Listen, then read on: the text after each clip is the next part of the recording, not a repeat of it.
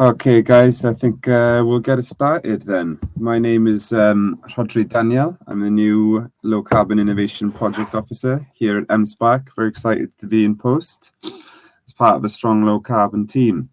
And to kick off our EGNI webinar series, we thought we would talk to you a little bit about green finance. But first, what is M-SParc?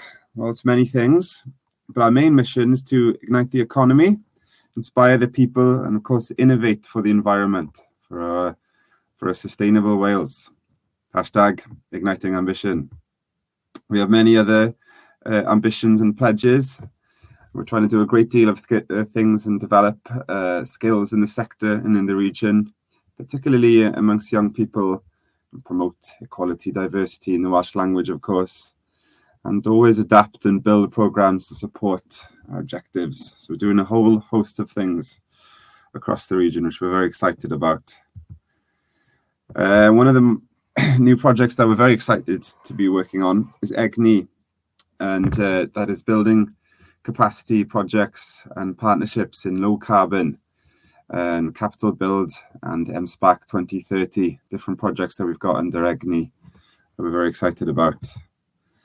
EGNI is a wide-reaching project where we're covering a great deal of different technologies and working with a large number of network stakeholders across the region and across the sector, whether that's in wind, nuclear, solar, hydrogen, and of course marine. It's very exciting new developments happening in North Wales. It's all happening in North Wales at the minute.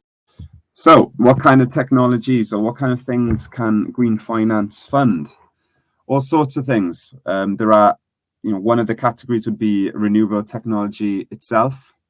This could be through the installation of technologies such as solar PV, photovoltaics, panels, and wind turbines that cost a little bit, and we're going to need finance for them. And so we can get a loan through green finance initiatives to be able to afford them in the first place, because they don't come cheap.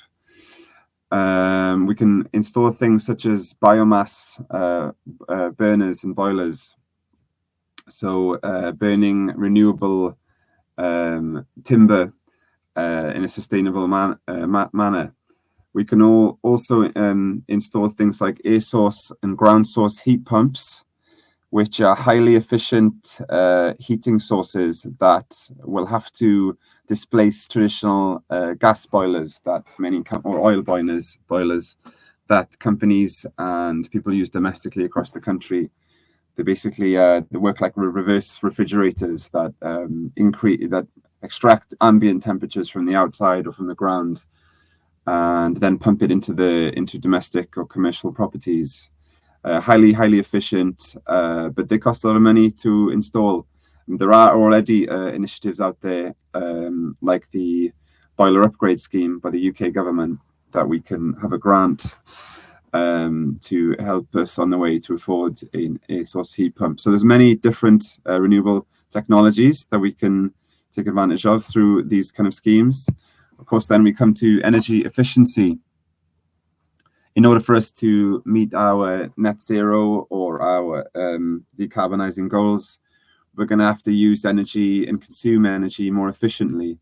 So it's not just about generating our own electricity or our own power or our own energy. It's about using that energy efficiently as well, so that collectively and individually we consume and use less, so there's less of a demand. And this can be through the installation of LED light bulbs. Might sound trivial for people at home. You pretty much can only buy LED light bulbs now, but companies and buildings and warehouses across the country, it might cost a lot of money to completely replace all of your light fittings and luminaries with LED equivalents, but they can increase efficiency a great deal, and but it can cost a few £1,000s for a big warehouse or an organization that has a huge space like a stadium to replace their lights. And so it's something that we need to be considering. Smart appliances that have all sorts of ancillary devices such as motors and inverter drives These things can increase efficiently substantially. And of course, there are a great deal of Internet of Things and apps and technologies these days that we can harness that can increase efficiency for businesses. We can get green finance loans for things like batteries that can store energy when there is an excess generation but decreased demand, and then utilize it when there's an increased demand but decreased supply. And so battery technology will be developing over the next decades as we try and meet our net zero ambitions, and we're going to need to be investing in them. So all sorts of things we can invest in from green finance. Environmental sustainability, we can get green finance loans to invest in biodiversity net gain initiatives.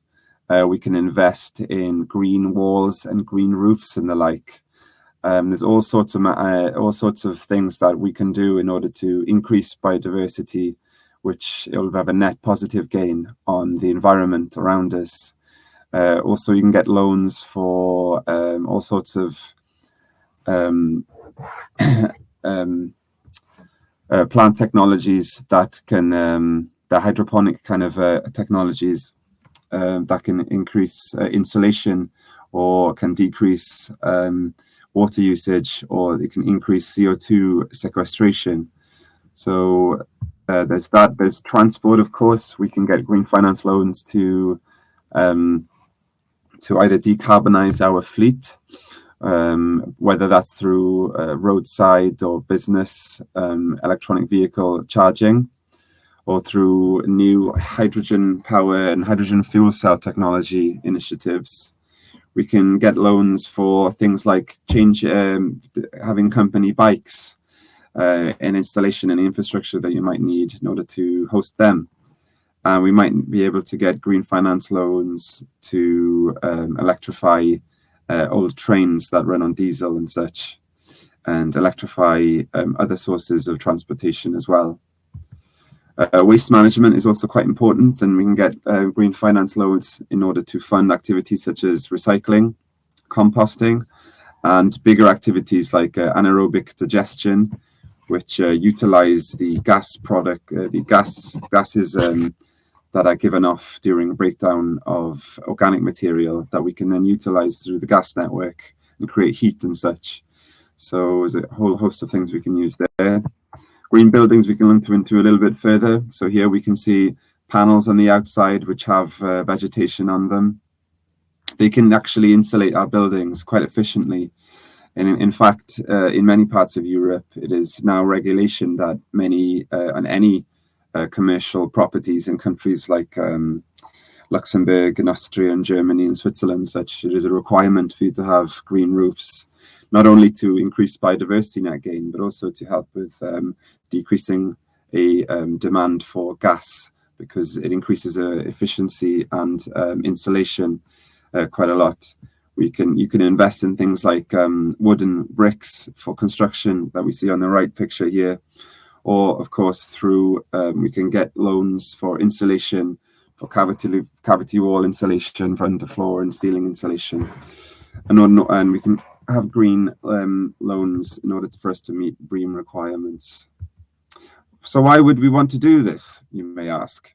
Well, as an invest to save initiative, part of it, if you invest in these kinds of technologies or measures, there is obviously an initial upfront capital cost that is not insignificant, but you would hope that within a few years after the payback period, that you are actually saving energy and saving costs compared to what you would have done without the new technology or activities or installations that you've installed.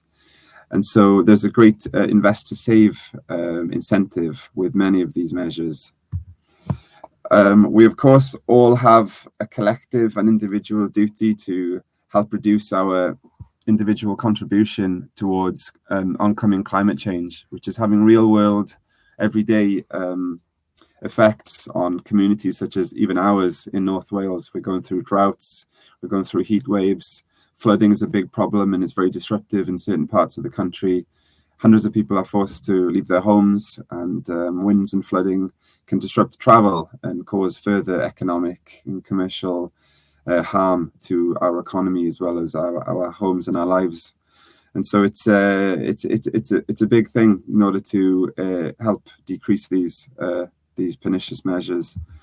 So another thing we can do is commit or pledge to being a net zero company.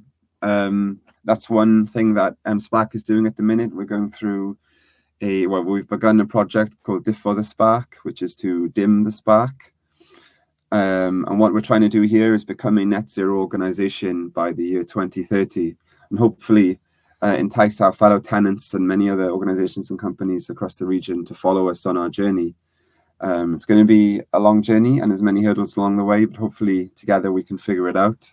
What is net zero? Well, it means that we can balance any carbon emissions we create with taking the same amount of the atmosphere, so that we'll effectively reach net zero when the amount of carbon emissions we add is no more than the amount taken away from the atmosphere. And these come under mainly three different scopes. Scope 1 being your direct emissions from your company activities or your facilities or your vehicles, such as your gas burners and such, and any other carbon emissions on site that you have as direct result of your activities. Scope 2 would then entail carbon emissions associated with the powering of your activities and your processes, such as electricity. So, where are you getting your green? Are you going a green tariff, or how does your electricity get to you? And the carbon dioxide equivalent emissions stemming from those activities.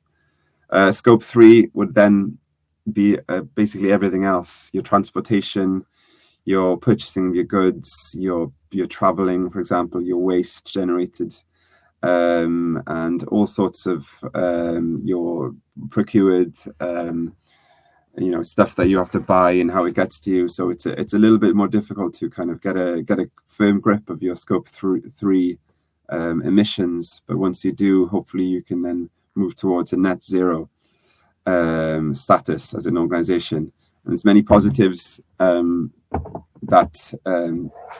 come along with this, that don't necessarily come right at the end when you reach net zero. Even when you make the pledge itself, it can have positive attributes to your organization, whether that be through business reputation. Adopting carbon neutral practices can enhance your reputation as a business, whether that's the obvious cost reduction after the initial capital costs of your green financed initiatives are paid off. And that's because you can attract investments, because a net zero business may be attractive for investments, or certainly a business that's aiming to be and publicly pledging to be a net zero business. There is a security and resilience element to this, in that by aiming to be net zero, you can make your business more resilient against market national disruptions, which I'm sure we've all seen recently with the rise in energy prices. And of course, you will have a competitive edge perhaps over your fellow competitors. If you are the only one that is committed to be net zero, then that's a positive attribute that customers perhaps are willing to pay more to be a part of. So there's many different reasons why you should maybe consider becoming net zero and taking out a green finance loan in order for you to be able to meet that net zero goal. And it's hot on the lips of devolved and UK governments at the moment. We've all pledged to become net zero by 2050, and it's going to be increasingly important over the next few decades that we all do our bit. And I think that the idea is that the UK and Welsh governments are aiming to decarbonise and make the public sector net zero, to show that it is possible, and to influence and inspire the private sector to meet them there. But that doesn't mean that we can't start on the journey ourselves, because it's going to take even the public sector a long time to be able to meet that task. So how do we go about applying for a green finance loan?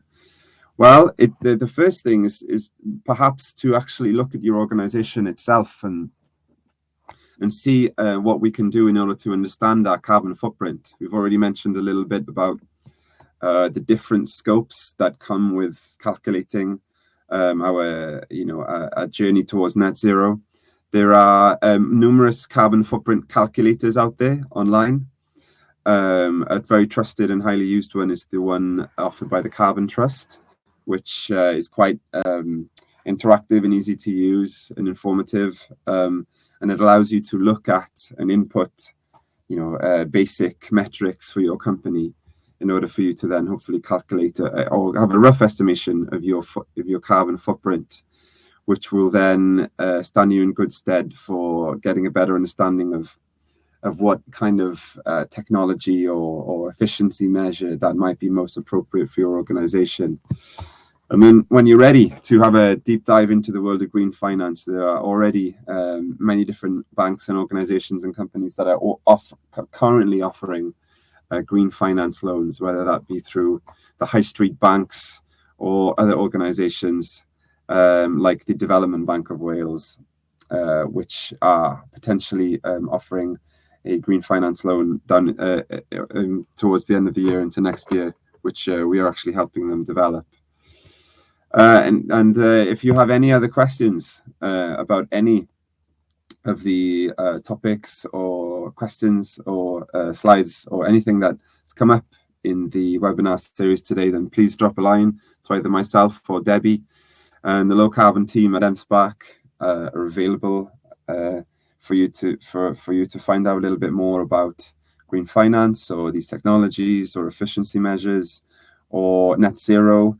And if you are keen to kind of join us and mirror our net zero for the Spark project, then we'd love to hear from you. And I think that's the end from me. Thank you very much for your time. Diolch yn fawr. And hopefully speak to you soon. If there are any other questions, please let me know.